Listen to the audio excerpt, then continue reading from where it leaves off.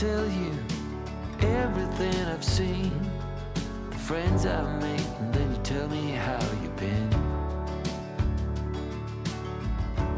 Look a little closer, it's been quite some time. Okay, so I finally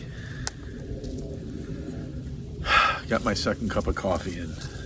It's mid-afternoon. I'm usually done with that by 11 a.m., 11:30, but things just didn't work out that way today, so here I am. What a great setting. You know, the white oaks, pines, the sun is just glinting off of the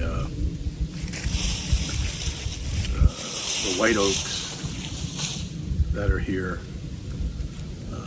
as it falls into the horizon. The thing I should probably say regarding my type of overlanding, at least when I'm here in the East Coast and in the Barrens, it's greatly influenced by the fact that there is no dispersed camping in the Pine Barrens. Now, if you peruse the internet and all this kind of stuff, you'll notice right away that most of the folks that have channels are either from the West Coast, you know, originating and heading inland to the deserts and such like that, you know, from California, Oregon, or, you know, doing dispersed camping, which is west of the Mississippi. I guess there's a huge amount of BLM lands, and the states allow dispersed camping in the state forest as well. That's not allowed here on the East Coast.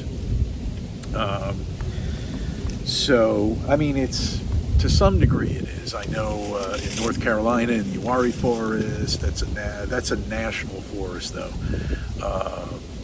So the national forests on the East Coast do allow, to some degree, not like the BLM lands out west, but do allow dispersed camping, but nothing in New Jersey. There are no national forests here. They're all state. The Pine Barrens is a national preserve, but that's the key word. It's a preserve. So, but I wouldn't listen to the crybabies out there. It's tough on, you know, van life is horrible on the East Coast and blah, blah. I used to watch this guy from Vancouver who was like, for the first 3 years of his channel, he did nothing but stealth camp in Vancouver. Okay?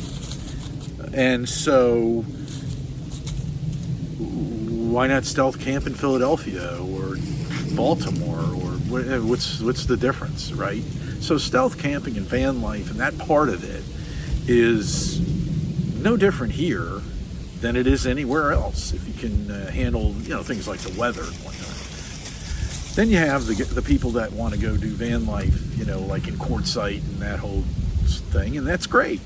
If that's your style, you won't find that here. What you will find here is at least in New Jersey, is a fantastic, I mean, second to none, state forest system that has, I don't know the exact number, but it's close to 10. The state of New Jersey, hi Stella, the state of New Jersey has more protected and forested land per square mile of state than any other state in the Union. Yes, that's the truth. 25% of the land mass of New Jersey is forested and protected. So, that being said, where I am right now, that I got a permit, it's $3 a day. You can stay for up to 14 days, just like BLM. And there's a lot of BLM land that you have to pay to stay on. And look at what's around it. You'll see this on this trip, a part of the overlanding. What we're going to do is do some driving around on gorgeous roads through unnamed roads, through the forest, some off-road stuff, right?